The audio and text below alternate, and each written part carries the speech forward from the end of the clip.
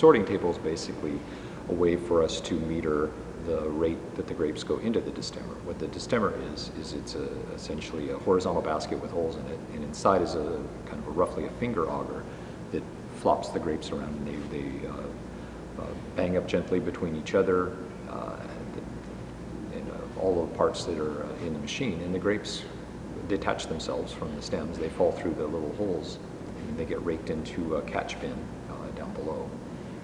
I can adjust the speed of this that the machine runs at so that I can, as gently as possible, flop things around against each other. If you go too fast, you might break the stems and get little pieces of stems through. If you go too slowly, you may not detach all the grapes that you want detached. So then the grapes have been destemmed, they fall into the catch bin. We pick up the catch bin, I drive it inside with a forklift, which is equipped with a bin rotator. And it's essentially the forks will turn. I have some bars on the bin below so it keeps the bin on the forks.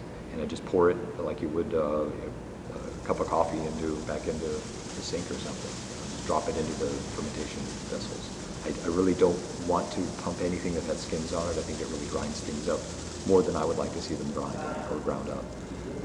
There are maybe other visions of people who look forward to this, as part of their extraction policy. I like to take things out of the Pinot Noir very slowly and gradually. So I think this is the most consistent way to do that. And it's kind of nice because I don't have to buy anything extra to do that. I already have the equipment in hand. And it's gravity flow. We just keep reclaiming gravity by picking it up with a forklift.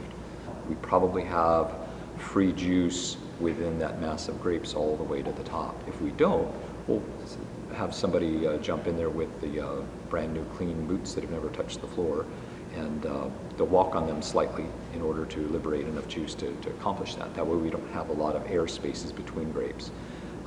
An interface between juicy grapes and air is a perfect opportunity for microbes to grow, and many of them that grow there in the first few days may not necessarily be the things we want to have. So I would rather have a little more controlled environment where we just know, where I can see the entire surface or that interface right on the very surface of the fermentation tank. So then those grapes are put into there.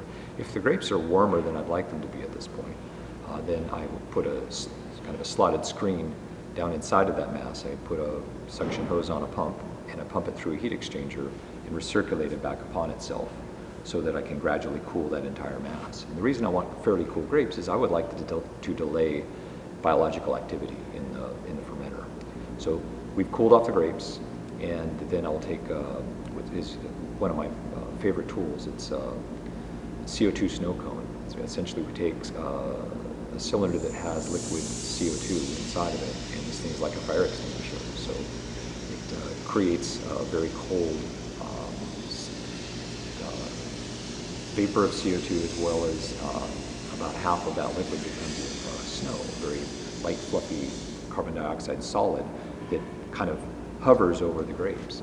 With the snow, as the carbon dioxide is subliming, the stuff is so light, it's actually hovering and kind of floating over the surface, and it never transfers a sufficient amount of heat away from the grapes to actually freeze them. So it's, I think, a much more gentle way just to get all of the oxygen, or a majority of the oxygen away from the surface of the stuff.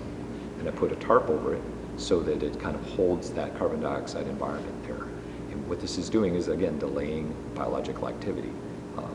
Yeast will want to grow, other bacteria, particularly undesirable ones may want to grow on that surface. So we're really kind of skewing the environment away from an outcome that we don't want to one that we do want.